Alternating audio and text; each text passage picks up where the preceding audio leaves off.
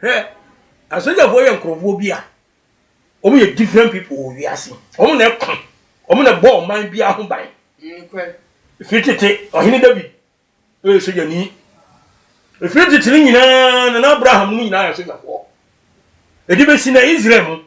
woman, you know, my remember, you know, I say that for. Oh, say your knee and a ball or my home by. The soldier needs what to ask some cost of your knee. Now, Peru. The enemy guys are there. I saw you.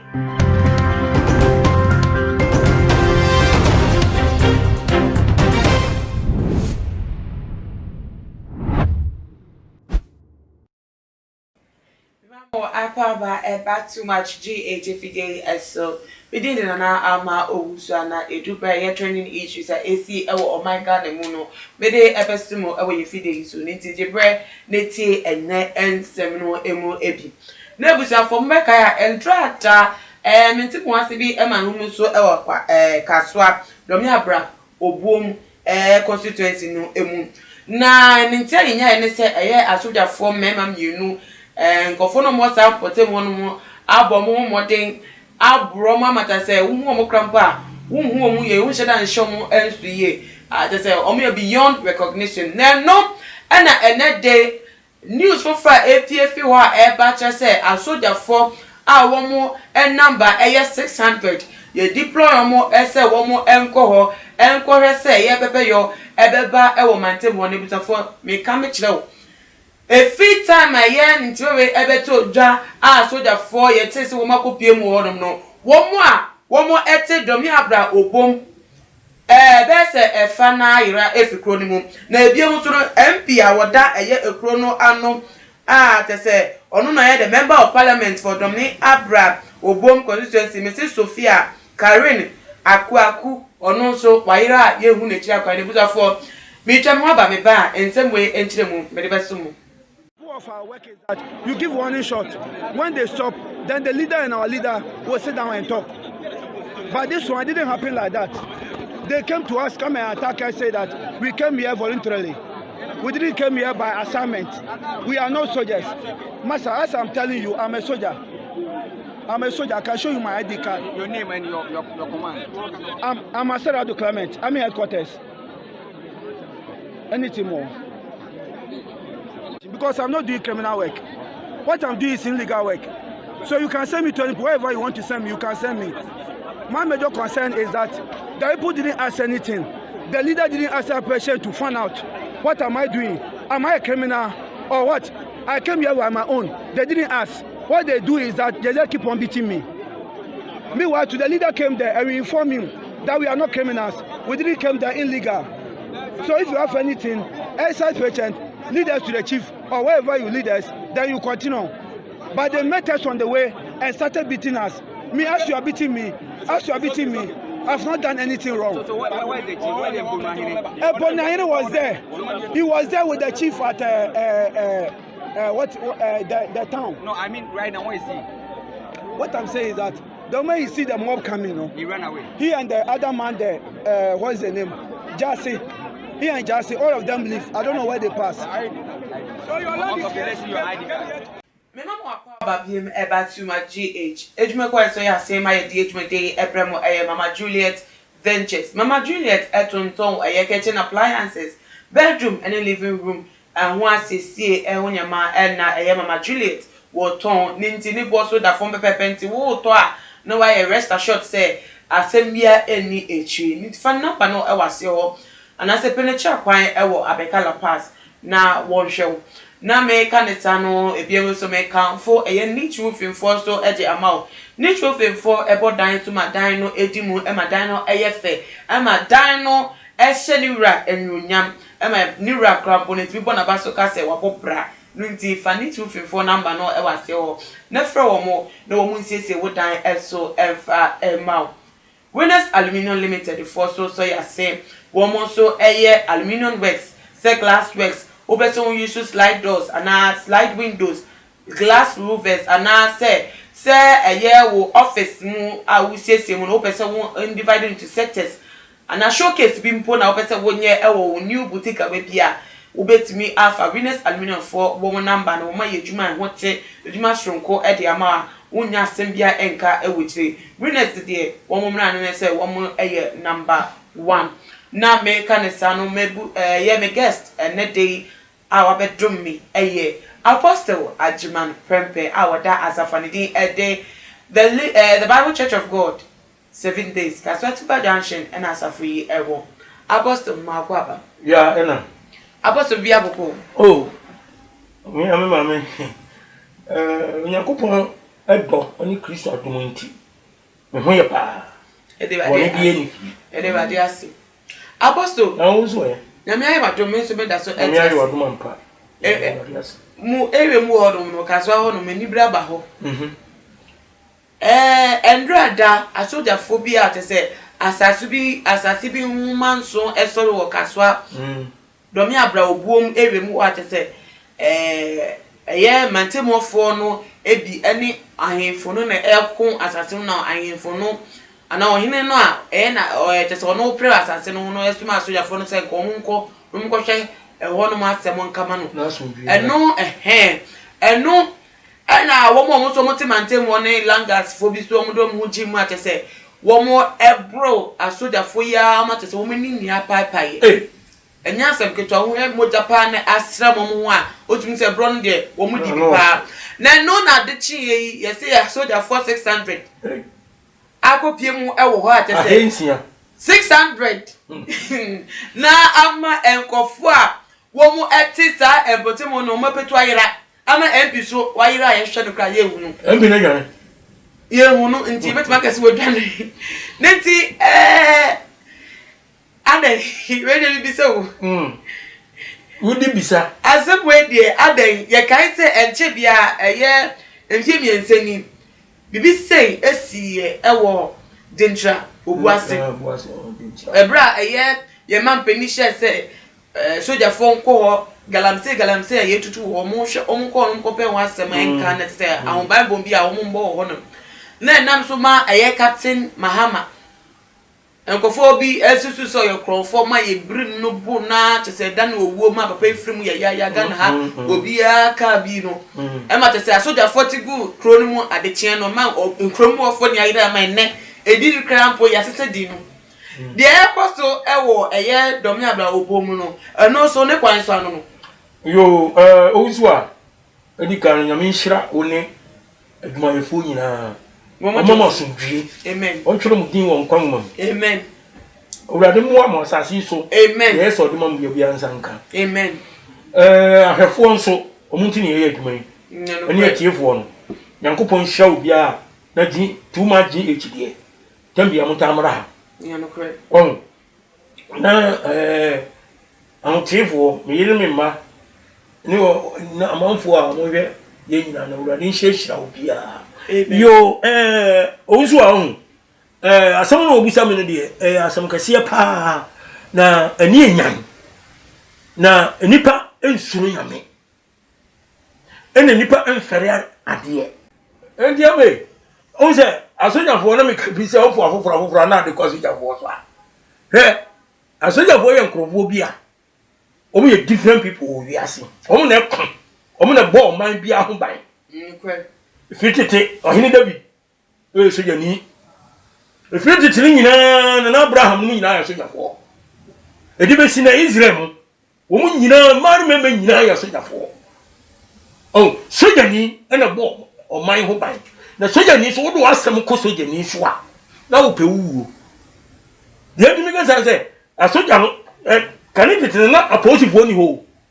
de ne yedi omo yedi ombu man omo nyina sojafo nko so edi nyame ka omo asem bi awo man say o se ye hweye awo mo no mo na omo guide yen hweye so okay Romans chapter 13 where's your Bible mu mama kin ga so ni chere Romans chapter 13 verse 1 to 5 wose mama akra nyina emre wo ho ase enhye tumi a ewo animunyam no ase okay na tumi biara ni ho ye de onyanko efiri onyankopon nanso tumi a ewo ho no onyankopon ena wahye ato tie ni yo tumi e wo no onyankopon na ahye ena odi ato enti obiara oni tumi no edi asie no oni de onyankopon ahya ato ho no ene di esie na wo ma wo di esie no ebenya afobuo okay na wona wo di impani no ho anya hu ema wona wo ye enwuma pa na emum wona wo ye bone okay won pese wusuro tumi no ana ene ye papa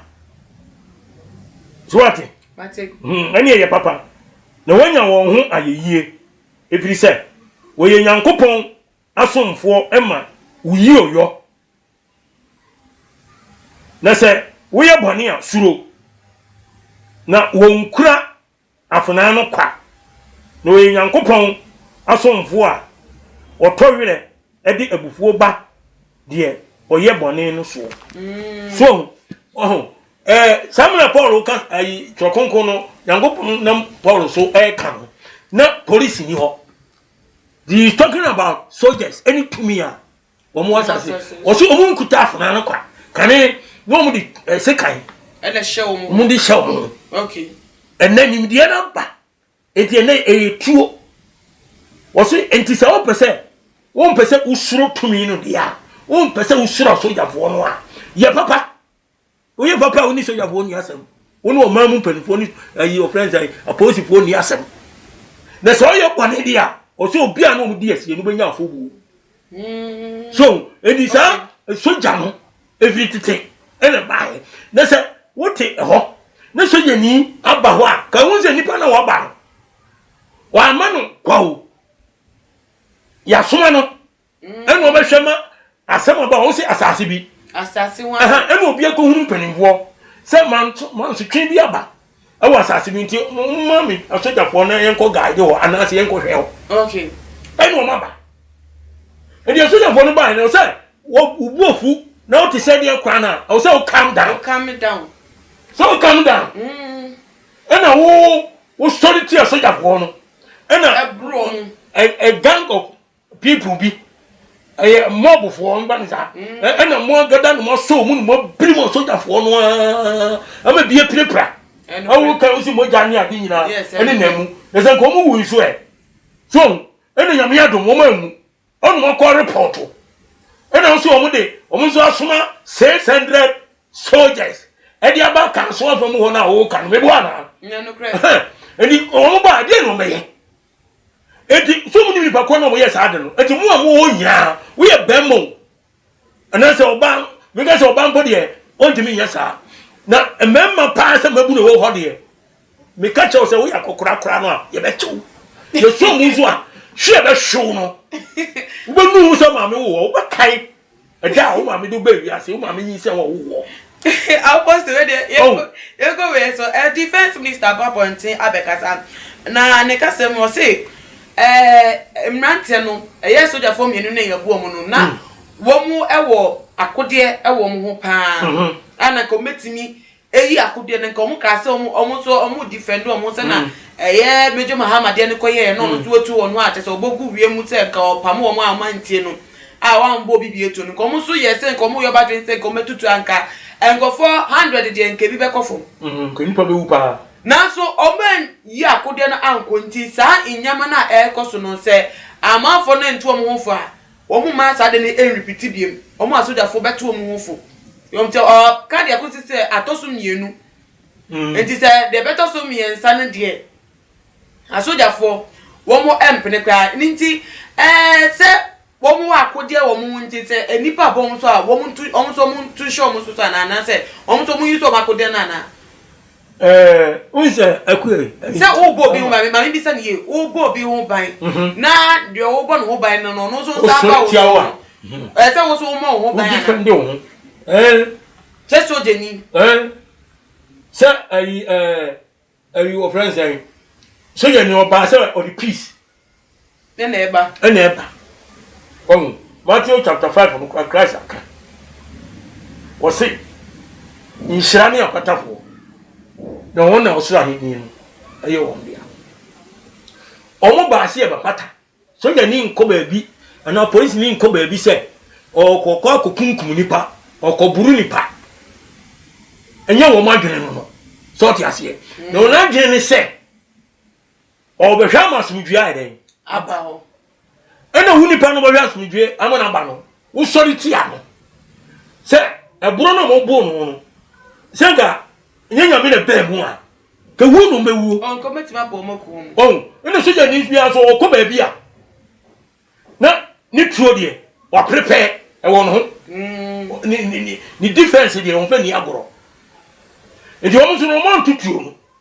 wo so mo tutuo abufuo no ba no tutuo a enke bi nipa bewu no enye kuma ndi ani ye nyan tete ade no eye den ebi sipen ndi no on said the sea first no said the Captain Mahama the American eno sa okokromo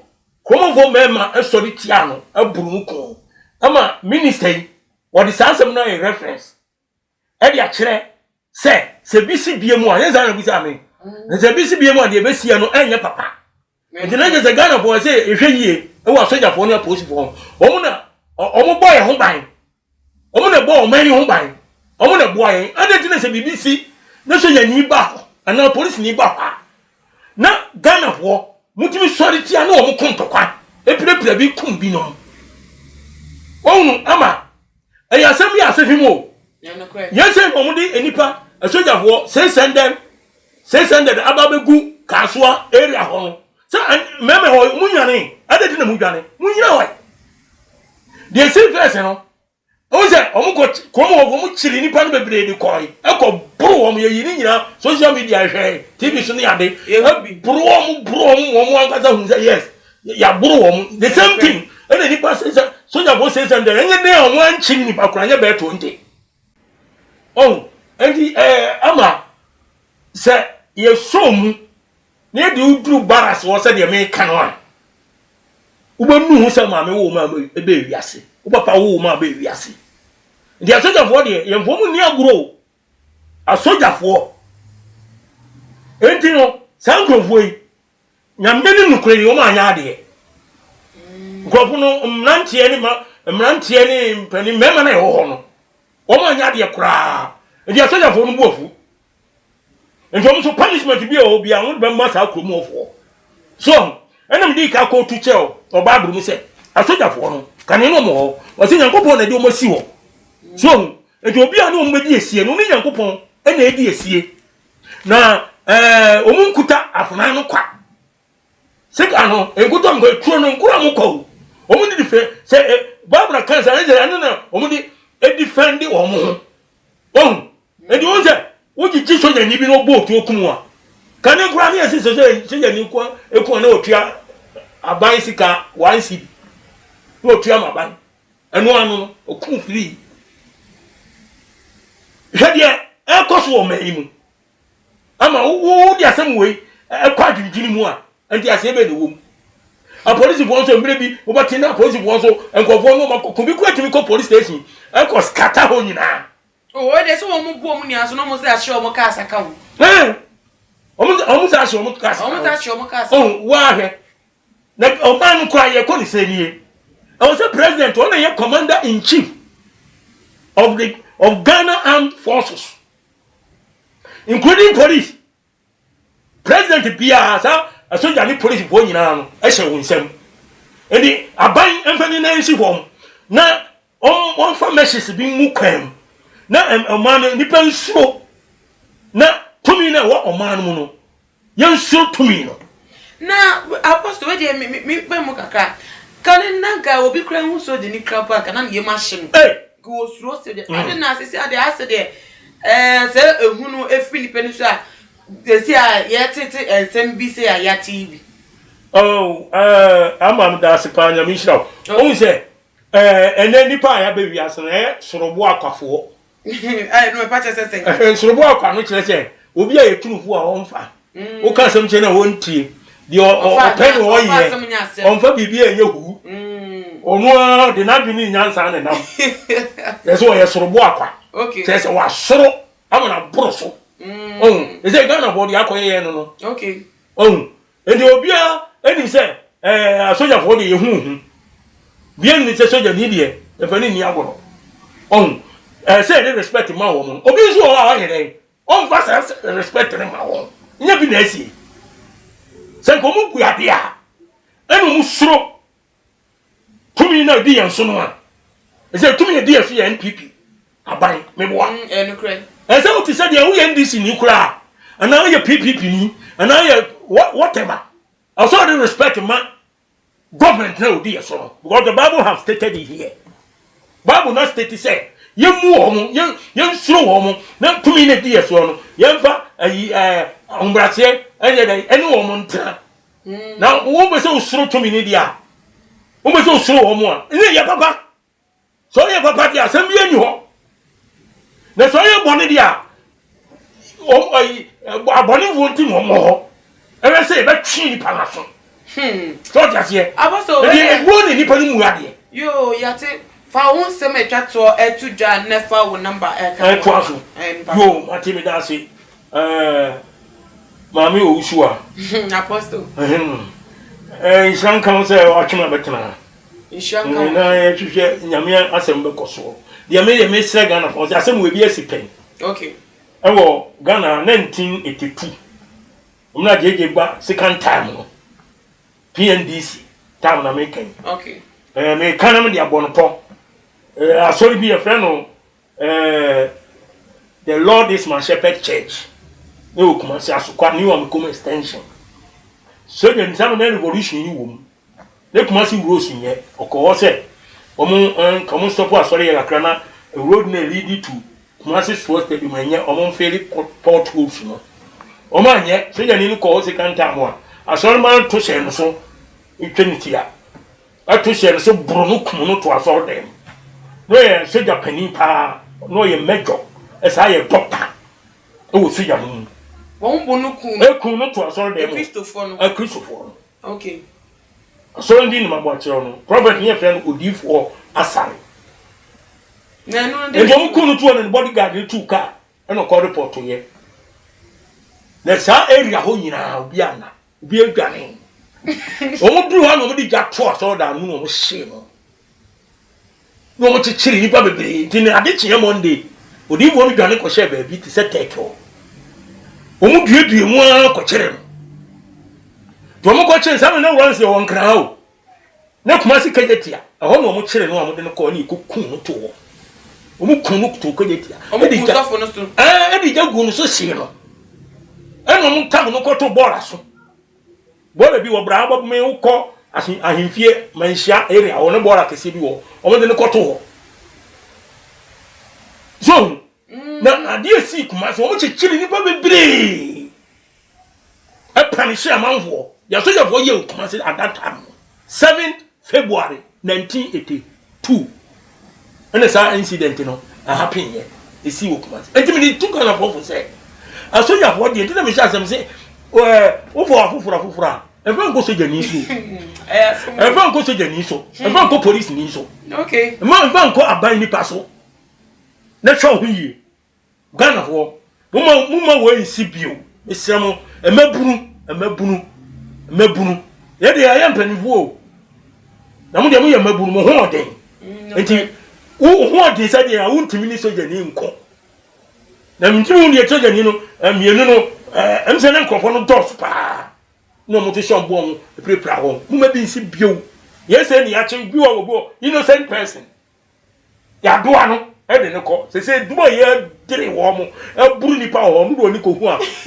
o be fe so enti me sramu Ghana wo o me hwe hu yi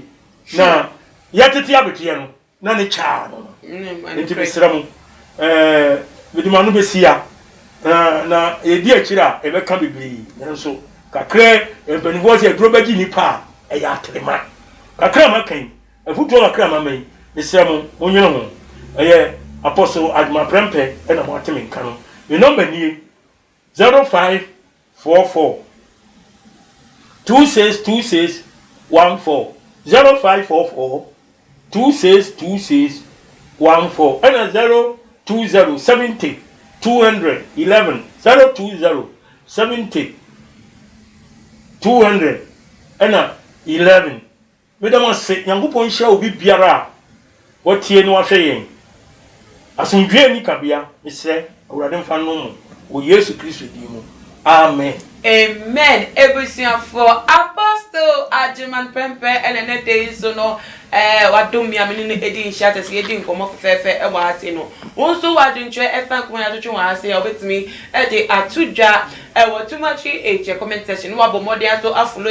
our Instagram page at too much GH_. Meeting the Nana Ama Owuza. Yami Aduma, you best sign Eddie and Jemubi Macramo. Too much GH.